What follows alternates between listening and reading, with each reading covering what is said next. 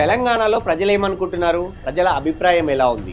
Revanth Reddy, KCR, BJP ఇట్లా ఎవరెవరికి సంబంధించినటువంటి ప్రజల మూడ్ ఎలా ఉంది? ముఖ్యంగా స్థానిక సంస్థల ఎన్నికలు రాబోతా ఉన్నాయి. స్థానిక సంస్థల ఎన్నికల్లో ప్రజలు ఎవరికి పట్టం కట్టబోతా ఉన్నారు? ఏ పార్టీకి సంబంధించినటువంటి అభ్యర్థులకు ఓటైపోతా ఉన్నారు? ఒక్కో నియోజకవర్గానికి సంబంధించి అక్కడ ఎలా పరిస్థితి ఉంది, ఏంది ఉంది, ఎమ్మెల్యే పనితీరు ఎలా ఉంది, పార్టీ పనితీరు ఎలా ఉంది, గతంలో పనితీరు ఎలా ఉండేది, ప్రజలు ఏమనుకుంటున్నారు, రాబోయే స్థానిక సంస్థల ఎన్నికల్లో ఎవరికి పట్టం కట్టబోతా ఉన్నారు? ఇలాంటి అంశాలకు సంబంధించి ఒక్కో నియోజకవర్గానికి సంబంధించి మీ ముందు ప్రజాభిప్రాయాన్ని మీ ముందుంచే ప్రయత్నం చేయబోతా ఉంది తెలుగు 360. ఎక్కడ కూడా కాంప్రమైజ్ కాకుండా ప్రజల అభిప్రాయాన్ని పక్కాగా శాస్త్రీయంగా సర్వే చేసి మీ ముందుకు తీసుకురాబోతోంది. ఉమ్మడి ఖమ్మం జిల్లాకి వెళ్దాం. ఉమ్మడి ఖమ్మం జిల్లాలో గత అసెంబ్లీ ఎన్నికల్లో ఒక భద్రాచలం మినహా మిగతా అన్ని చోట్ల కాంగ్రెస్ పార్టీ క్లీన్ స్వీప్ చేసింది. సో అలాంటి కాంగ్రెస్ కంచుకోటగా ఉండేటువంటి ఖమ్మం జిల్లాలో ఈసారి స్థానిక సంస్థల ఎన్నికల్లో ఎవరు గెలవబోతున్నారు, ఏ పార్టీకి ఓటైపోతున్నారు? ఖమ్మంలో ఒక డిప్యూటీ సీఎంతో పాటు 2 మంత్రులు ఉన్నారు, పైగా సీనియర్లు. సో వాళ్ళకు చాలా అనుభవం ఉంది ఖమ్మం జిల్లాకు సంబంధించి. ఖమ్మం జిల్లాలో మంచి వర్గం ఉంది వాళ్ళకి. సో దానికి తోడు కాంగ్రెస్ పార్టీ బలం ఉంది. ఇవన్నీ కలిపి కాంగ్రెస్ పార్టీకే మరోసారి ఖమ్మం ప్రజలు పట్టం కడతారా? ఎన్నికల్లో బీఆర్ఎస్ వైపు నిలబడదామని అంచనా వేస్తున్నారు. అసలు ప్రజల అభిప్రాయం ఏంటి ఇప్పుడు చూద్దాం.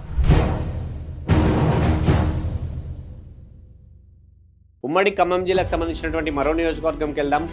పాలేరు నియోజకవర్గంలో మొన్నటి అసెంబ్లీ ఎన్నికల్లో పొంగులేటి శ్రీనివాసరెడ్డి అక్కడ ఎమ్మెల్యేగా గెలిచారు. ఆయన ప్రస్తుతం చాలా కీలకమైనటువంటి మంత్రిగా ప్రభుత్వంలో కొనసాగుతున్నారు. రెవెన్యూ శాఖతో పాటు కీలకమైనటువంటి పదవుల్లో ఉన్నారు. సో పవర్ఫుల్ మినిస్టర్గా కూడా పేరుంది. అక్కడ ఇప్పుడు ఎలా ఉంది పరిస్థితి? బీఆర్ఎస్ ఏమైనా పుంజుకుందా? ఎమ్మెల్యేగా పొంగులేటి పనితీరు ఎలా ఉంది? అక్కడ కాంగ్రెస్ పార్టీకి ఈసారి స్థానిక సంస్థల్లో ఎన్నికల్లో ఏమైనా ఎడ్జ్ ఉంటుందా? ఇప్పుడు ఆ సంగతి చూద్దాం. పాలేరుకి సంబంధించినటువంటి మొదటి క్వశ్చన్, కేసీఆర్ పాలన కంటే రేవంత్ పాలన మెరుగ్గా ఉందని అడిగాము. అక్కడ ఉంది అనే వాళ్ళ సంఖ్య 21% పైచిలుగా ఉంటే, లేదు అనే వాళ్ళ సంఖ్య 65% పైచిలుగా ఉంది. ఇప్పుడే చెప్పలేమనే వాళ్ళ సంఖ్య 13% పైచిలుగా ఉంది. పాలేరు నియోజకవర్గంలోంచి ఎమ్మెల్యేగా పొంగులేటి శ్రీనివాసరెడ్డి గెలిచారు, ప్రస్తుతమైన మంత్రిగా కూడా ఉన్నారు. నెక్స్ట్ క్వశ్చన్కి వెళ్దాం. రైతు భరోసా, రైతు రుణమాఫీ పట్ల సంతృప్తిగా ఉన్నారా అని అడిగితే, ఉన్నాము అనే వాళ్ళ సంఖ్య చాలా తక్కువగా ఉంది, 26% అయితే. లేము అనే వాళ్ళ సంఖ్య 73.91% పైచిలుగా ఉంది. సో ఓవరాల్గా అక్కడ నెగటివ్ రిజల్ట్ అయితే కనపడతా ఉంది రైతుల విషయంలో. సో నెక్స్ట్ క్వశ్చన్కి వెళ్దాం. రేవంత్ పాలనకు మీరు ఇచ్చే మార్కులు ఎన్ని అని మనం పాలేరు ప్రజలను అడిగితే 30% పైగా ప్రజలు 25 మార్కులు ఇచ్చారు. 60% పైగా ప్రజలు 50 మార్కులు ఇస్తే 8% పైగా ప్రజలు 75 మార్కులు ఇచ్చారు. సో రేవంత్ పాలనకు సంబంధించినటువంటి మార్కుల సంగతి ఇది. నెక్స్ట్ క్వశ్చన్కి వెళ్దాం. ఉద్యోగాల కల్పనలో కేసీఆర్ కంటే రేవంత్ సర్కార్ బెటర్ అనుకోవచ్చా అంటే, అవును అనే వాళ్ళ సంఖ్య చాలా తక్కువగా ఉంది, 34.78% అయితే. బెటర్గా లేదు అనే వాళ్ళ సంఖ్య 65% పైచిలుకుగా ఉంది. నెక్స్ట్ క్వశ్చన్కి వెళ్దాం. కీలకమైనటువంటి క్వశ్చన్, పొంగులేటి పనితీరు ఎలా ఉంది అంటే, మీ ఎమ్మెల్యేగా ఇక్కడ పనితీరు ఎలా ఉంది అని మనం పాలేరు ప్రజలను అడిగితే, బాగుంది అనే వాళ్ళ సంఖ్య చాలా తక్కువగా ఉంది, 21.73%. బాగోలేదు అనే వాళ్ళ సంఖ్య 34.78% అయితే. మెరుగుపరుచుకోవాలి, ఆయన ఇంకా చాలా మెరుగవ్వాలి అనే వాళ్ళ సంఖ్య అన్నిటికన్నా ఎక్కువగా ఉంది. సో ఓవరాల్గా అంటే మంత్రిగా ఉన్నారు, సో మాకు నిధులు ఎక్కువగా కావాలి, అభివృద్ధి విషయంలో మాకు ఇంకా ఆయన నుంచి కోఆపరేషన్ కావాలి, ఆయన ఇంకా ఫోకస్ చేయాలి అనే వాళ్ళ సంఖ్య ఎక్కువగా ఉన్నట్టు అయితే చాలా స్పష్టంగా కనపడతా ఉంది. నియోజకవర్గాలకు సంబంధించినటువంటి శాంపుల్స్ విశ్లేషించినటువంటి ఆధారంగా వచ్చినటువంటి రిజల్ట్స్ చూస్తున్నాం కదా. కేవలం పేపర్ శాంపుల్సే కాదు, ప్రజలు కూడా ఏమనుకుంటున్నారో, ప్రజల అభిప్రాయం ఎలా ఉందో కొన్ని వీడియోల్ని చిత్రీకరించింది తెలుగు 360. ఆ సంబంధించినటువంటి రిజల్ట్స్ కూడా ఇప్పుడు మనం చూద్దాం. పాలేరు నియోజకవర్గానికి రావడం అయితే జరిగింది. పొంగులేటి శ్రీనివాస్ గారు ఇక్కడ ఎమ్మెల్యేగా అయితే ఉండడం జరిగింది. తన పాలనలో ఎట్లా ఉన్నారని తెలుసుకునే ప్రయత్నం అయితే చేద్దాం. బాబాయ్, ఎట్లా ఉంది ఇక్కడ? కాంగ్రెస్ దాదాపుగా 22 నెలలు అయితే ఉంది. ఎట్లా ఉంది? పనులు చేస్తా ఉన్నారా? కాంగ్రెస్ గవర్నమెంట్ పనులు బాగా చేస్తుంది. సన్న బియ్యం ఇచ్చింది, 200 యూనిట్లు కరెంట్ ఇచ్చింది, రైతు బీమా ఇచ్చింది, పింఛన్ ఇస్తుంది. అన్ని కాంగ్రెస్ పార్టీ చేయండి ఏది లేదు, మొత్తం చేస్తుంది. స్థానికత పర్వాలేదండి. తెలిసినంత వరకు అయితే నియోజకవర్గం ప్రస్తుతం కొంచెం బాగానే అనిపిస్తుంది. పొంగులేటి శ్రీనివాసరెడ్డి పర్వాలేదు, ఉంటున్నారు. పర్వాలేదు. నాకు తెలిసినంత వరకు నేను కామన్ మ్యాన్, నాకు తెలిసినంత వరకు బాగానే ఉంటున్నాను.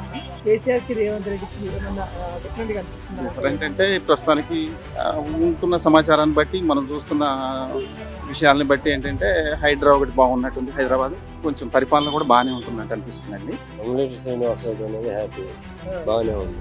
ఈ ఫ్రీ బస్ వల్ల మాకు ప్రెజర్ అవుతుంది బాగా.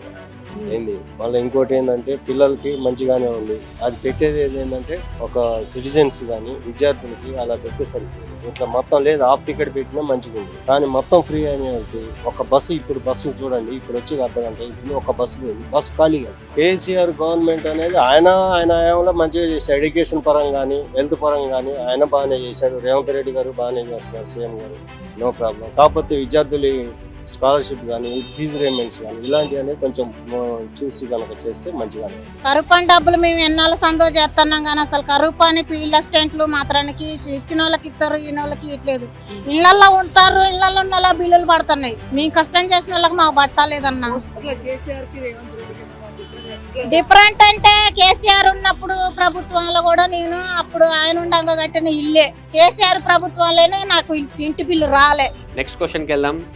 ఉచిత బస్సు ప్రయాణం పట్ల మీ అభిప్రాయం ఏంటి అంటే దాదాపు 70% మంది ప్రజలు నెగటివ్ అభిప్రాయం ఉంది, బాగోలేదు అని చెప్పారు.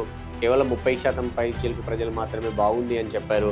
నెక్స్ట్ క్వశ్చన్, కాంగ్రెస్ 6 గ్యారంటీలను అందించడంలో సక్సెస్ అయ్యిందా అంటే అయ్యింది అనే వాళ్ళ సంఖ్య 0, కాలేదు అనే వాళ్ళ సంఖ్య 73% అయితే నమ్మకం ఉంది చేస్తారు అనే వాళ్ళ సంఖ్య 26%గా ఉంది.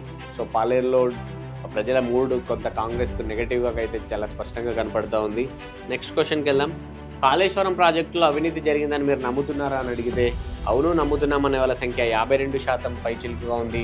వ్యతిరేకిస్తున్నామనే వాళ్ళ సంఖ్య 21.73%గా ఉంటే కాంగ్రెస్ ప్రచారమే అనే వాళ్ళ సంఖ్య 26%గా ఉంది. నెక్స్ట్ క్వశ్చన్కి వెళ్దాం. కవిత కొత్త పార్టీ పెడితే పాలేరు ప్రజలు మద్దతు ఇస్తారా అంటే ఇస్తాము అనే వాళ్ళ సంఖ్య 0, ఇవ్వము అనే వాళ్ళ సంఖ్య చాలా ఎక్కువగా ఉంది. ఇప్పుడే చెప్పలేము అనే వాళ్ళ సంఖ్య దాదాపు 4% పైచిలుగా ఉంది. సో పెద్దగా ప్రభావం ఉండదు అనే వాళ్ళ సంఖ్య ఎక్కువగా ఉంది ఇక్కడ ఈ పాలేరు నియోజకవర్గంలో అనేది.